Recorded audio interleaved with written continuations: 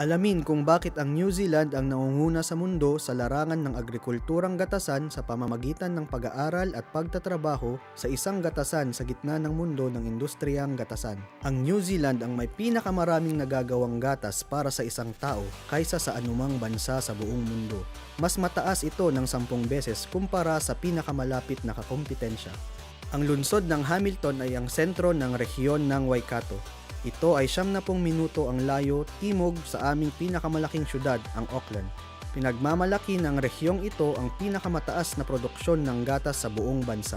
Ang rehiyon ay kilala sa mga popular na pasyalan, may surfing, pagbisita sa kuweba, at iba pang bantog na natural na mga atraksyon.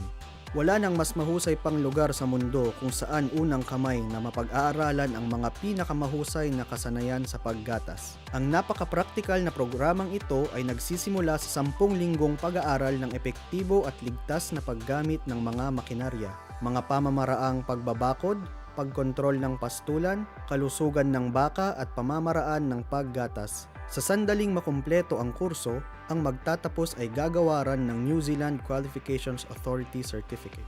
Kasunod ng kurso ay ang 2 linggong pagsasanay sa trabaho sa isang New Zealand farm.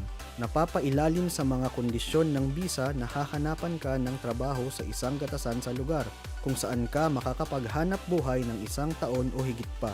Ang trainee ay isang espesyalistang paaralan sa loob ng isang institusyong edukasyong tersyaryo na may ipinagmamalaking 30 taong kasaysayan. Magtanong ngayon sa aming website at maaari naming simulan ang pagproseso sa pagkakataong makapag-aral sa sentro ng mundo ng gatasan.